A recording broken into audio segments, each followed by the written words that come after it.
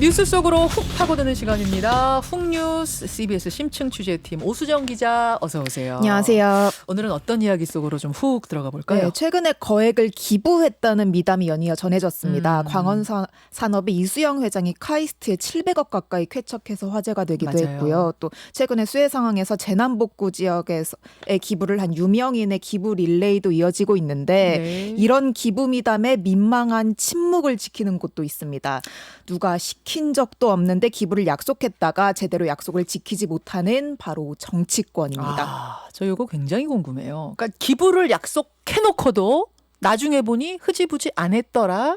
이걸 점검해 보신 거예요? 그렇습니다. 오늘 훅뉴스에서는 그때만 반짝 정치인들의 기부 약속 그 이후를 4가지 유형으로 정리해서 전해드리겠습니다. 정치인들이 뭐 인사청문회나 선거 앞두고 기부 카드를 내민 케이스들이 굉장히 많거든요. 그런 네. 사례가. 일단 훅뉴스 팀이 취재한 유형들 어떤 거 있어요? 네, 첫 번째 유형, 약속은 공개, 이행은 비공개 유형입니다. 기부를 하겠다고 공언을 했는데 이행에 대해서는 쉬쉬하는 유형. 네, 대표적인 예로 1억 원 기부를 약속한 김비호 민주당 전 부산지역위원장 사례가 있습니다. 지금은 청와대 행정관이고요. 행정관이죠. 네, 김 행정관의 기부 약속은 지난 2018년 정봉주 의원의 미투 사건 때문이었는데요. 정봉주 의원의 결백에 1억 원을 베팅하겠다 이렇게 페이스북에 올린 게 발단이었습니다. 정봉주 전 의원은 결백하다. 네. 나 거기에 1억 원 걸겠다. 기부하겠다. 네. 그렇게 했는데 결국에 정봉주 의원이 서울시장 출마를 포기를 하고 증거가 나오자 다시 글을 올려서 피해자에게 사과를 하고 베팅한 1억 원을 순차적으로 기부를 하겠다. 그리고 기부 내용은 공개하겠다 이렇게 밝혔습니다. 그런데 2년이 지난 시점에서 물어보니까 이렇게 답을 했습니다. 직접 들어보시죠. 네. 더 했죠. 기부 내용은 원하시면 공개한다고 그렇게 했는데 필요하면 해야죠. 근데 뭐 여러 가지로 그런 부분들에 대해서 그렇게 원치 않는 분들이 또 많이 계셔서 거기에 금액이 얼마 들어갔는지 내가 얼마를 썼는지 이런 것은 생색내기 같아서 이제 그런 부분 좀 자제를 하고 있습니다. 네, 들으신 것처럼 1억 원도 더 기부했다. 하지만 내역은 공개할 수 없다는 게 김비호 행정관의 설명입니다. 물론 뭐 기부한 거를 꼭 공개해야 하는 법적 의무가 있는 건 아니에요. 하지만 공개하겠다고 한 처음의 약속을 지키지 않고 있는 건 맞네요. 네. 근데 이게 1억 원 걸겠다고 호기롭게 말한 것에 비추면 좀 후지부지 된 느낌도 있는데 뭐 알겠습니다. 비공개 이행했다 이런 네. 유형. 두 번째 유형은요. 약속 이행은 여전히 감감. 말 그대로 여러 가지 이유를 들어서 이행을 미루고 있는 경우인데 대표적인 예로 조국 전 법무부 장관의 기부 약속이 있었습니다. 조 전 장관은 작년 인사청문회 당시에 사모펀드와 웅동학원이 논란이 되자 사회에 환원하겠다 이렇게 약속을 했는데 예. 당시 음성입니다. 첫 번째로 제 처와 자식 명의로 되어 있는 펀드를 법이 정한 절차에 따라 공익법인에 모두 기부하여 이 사회의 혜택을 제대로 받지 못한 소외된 사람들을 위해 쓰이도록 하겠습니다. 두 번째로 저희 가족 모두는 웅동학원과 관련된 일체의 직함과 권한을 내려놓겠다고 저에게 밝혀왔습니다. 이게 그 당시에 본인이 직접 발표한 내용인 거죠. 네. 단지 국민들의 따가운 질책을 잠시 피하기 위한 게 아닌 진심에서 우러나온 저의 실천입니다. 이런 말을 했던 것도 기억이 나는데 그 후에 어떻게 되고 있나요? 네, 그 발언이 나온 지 이제 거의 1년이 지났는데 저희 취재팀이 확인을 해보니까 일단 웅동학원을 사회에 환원하겠다 이 약속은 이 웅동학원에 걸친 채무가 있습니다. 네. 그래서 내부 논의를 이어가다가 아직은 최종 결정을 내리지 못하고 있는 상황입니다. 경남교육청 관계자 말로 직접 들어보시죠. 기본적으로 뭐 법인에서 그거를 뭐 공립에 넘기든 뭐 자체 정리를 하든 지금 가지고 있는 채무가 우선적으로 정리가 돼야 되거든요. 지금 이사회 쪽의 내부 생각이 그 채무를 정리하고 일단 방향을 결정하자 이런 분위기인 것 같아요. 여기는 이거 채무가 있으니까 빚이 있으니까 네. 기부를 환원을 한다는 것에 대해서 논의 중이다. 네, 그 문제 해결하고. 이사회에 네, 논의가 진행 중이다 이런 답변을 조국 전 장관에게 직접 받기도 했고요. 또 사모펀드 기부와 관련해서는 조국 전 장관에게 저희가 물어봤더니 지난 사태 이후에 사모펀드의 가치가 0이 되었다. 없다 이런 답변이 돌아왔습니다. 그러니까 펀드를 공익법인에 기부를 하겠다고 했지만 가치가 없어져서 기부를 할 수 없는 상황에 놓였다 이런 뜻으로 풀이가 됩니다. 자, 기부 약속 후에 그다음에 어떻게 되었나를 쭉 우리가 점검하고 있는 건데 네. 조국 전 장관 경우는 논의 중 이렇게 네. 정리하면 되겠네요. 또 어떤 사람이 있습니까? 네, 또 지난 총선 때도 정치인들의 기부 약속이 잇따랐는데 무소속 양정숙 의원도 이 중에 하나였습니다. 이 총선 막바지에 재산 증식 의혹이 터져 나오면서 논란이 있었던 네, 그 더불어민주당에서는 양 의원 제명하고 고발까지 하지 않았어요? 네, 증여받고 상속받은 부동산 가격이 많이 올라서 재산이 늘었을 뿐 위법 사항은 전혀 없었다 이렇게 해명을 했는데 그 상승분에 대한 기부도 약속을 했어요. 그럼 당시 약속을 먼저 들어보시죠. 예.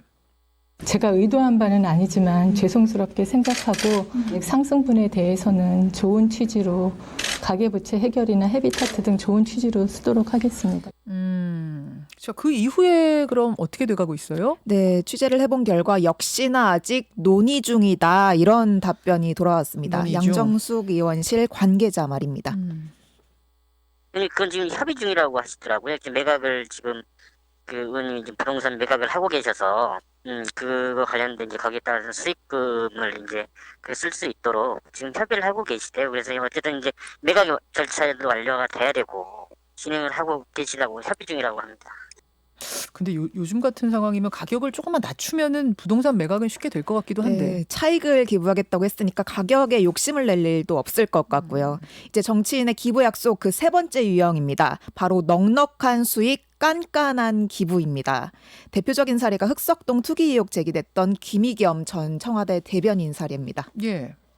그때 매각한 뒤에 흑성동의 그 상가 매각한 뒤에 남은 차액은 전액 기부하겠다 하면서 이 총선 출마 의지를 밝혔던 건데 그때 부동산 투기나 특혜 대출 의혹은 없었다고 당 차원 결론이 나긴 했죠. 네, 당시 논란을 떠올려 보면 서울 흑석동 상가를 사들인 뒤에 시세 차익이 8억 8천만 원이었습니다. 네. 논란이 불거지자 이를 매각하고 기부 약속을 지키기는 했는데 한국장학재단에 기탁한 금액이 3억 7천만 원입니다. 부동산 중개료, 세금, 그간의 대출 이자 이런 걸 제외한 금액이라는 게 김 전 대변인 설명입니다. 그러면은 실제 기부 금액은 시세 차익의 절반이 좀 안 되는 거네요. 네, 이를 두고 김 전 대변인은 시세 차익보다 70만 원을 더 기부했다 이런 설명을 덧붙이기도 했습니다. 그런데 이보다 더한 찔끔 기부 사례도 있습니다. 찔끔 기부는 누군가요? 네, 황교안 전 자유한국당 대표인데요. 지난 2013년 법무부 장관 인사청문회 당시에 정관예우 수임료로 16억 원 벌었던 게 논란이 됐었어요. 당시에 기부를 약속을 했는데 2년 후에 다시 확인을 해보니까 기부 금액이 1억 원에 그쳤다는 사실이 알려져서 질타를 받았습니다. 수임료가 16억 원이었던 거랑 비교하면 1억 원도 적은 건 아니지만 네. 비교하면은 굉장히 조금인데 이게 박수를 받긴 좀 어렵겠는데요? 네, 이제 마지막 네 번째 유형으로 가겠습니다. 약속은 나 몰라라 대놓고 무시 유형입니다. 누구예요? 네, 2016년 총선 당시에 새누리당의 세비 반납 의혹 혹시 기억을 하실까요? 예. 네, 당시 새누리당 의원들이 5대 개혁 과제가 이행되지 않을 경우에 1년치 세비를 국가에 기부 형태로 반납할 것을 엄숙히 서약한다 이렇게 광고를 했습니다. 그래요. 기억나요. 그때 신문에다가도 대대적으로 광고했었죠. 네, 이후에 새누리당이 바른미래당과 자유한국당으로 갈라지면서 바른미래당 의원들은 대국민 사과를 예, 했고요. 예. 또 자유한국당 의원들은 약속 시한 하루 전에 부랴부랴 법안을 발의하면서 우리는 약속을 지켰다 이렇게 주장을 했습니다. 물론 법안 발의를 이 과제 이행이라고 볼 수 있냐 이 점에서 꼼수 논란이 일기도 했습니다. 발의만 한 거니까. 네, 맞습니다. 그래요. 결국 세비를 국가에 기부하겠다는 약속은 없던 일이 된 그 사례. 네 가지 유형을 살펴봤는데 뭐 좀 허망해요? 네, 결과가 초라하죠. 그런데 이와 관련해서 또 주목해야 할 판결 하나가 곧 내려지는데 먼저 이 음성 들어보시겠습니다. 네. 제가 갖고 있는 수십억 제가 컬렉션한 나전치기 박물관 17세기부터 21세기 것까지를 만들어 놓은 그 유물들을 여기다 다 넣은 채로 시나 전남도 다 드리려고요. 지금까지 그러면 다 합하면 거의 한 100억도 넘을 텐데 다 드리겠다고 얘기했지 않았습니까? 이 손혜원 전 의원 목소리죠. 네. 목포 부동산 투기 의혹 받았을 때 그때 이제 입장을 밝힌 거. 네, 목포의 도시 재생 사업을 미리 알고 다른 사람 명의로 부동산을 매입해서 했다는 혐의로 결국 기소가 됐고요. 네. 또 차명으로 부동산을 보유한 의혹이 제기가 됐는데 손 전 의원은 이를 부인하면서 차명 거래 사실이 드러나면 전 재산을 기부하겠다고 밝혔습니다. 그런 가운데 오늘 1심 선고가 나오는 날입니다. 그래요. 오늘 재판 결과에 따라서 그럼 뭐 기부가 어떻게 될지는 봐야 되는 상황인 거군요. 네. 예. 앞서도 말씀드렸다시피 정치인들의 기부는 의무가 아닙니다. 하지만 누가 시킨 것도 아닌데 논란을 그저 돌파하려고 기부하겠다 이렇게 먼저 나서는 사례가 끊임없이 이어지고 있습니다. 반면 들으신 것처럼 그 이행에는 소극적인 모습들이 많이 보이는데 결국 정치인들의 진정성을 떨어뜨리는 또 다른 요인이 되지 않을까 싶습니다. 자, 기부가 진정한 의미를 찾기를 바라면서 여기까지 수고하셨습니다. 감사합니다. 김현정의 뉴스쇼는 청취자 여러분의 참여로 이루어집니다. 트위터, 페이스북, 레인보우 게시판, 그리고 단문 50원, 장문 100원의 유료 문자 샵 1212, 우물정 1212 통해 참여하실 수 있습니다. 김현정의 뉴스쇼, 여러분과 함께 만듭니다.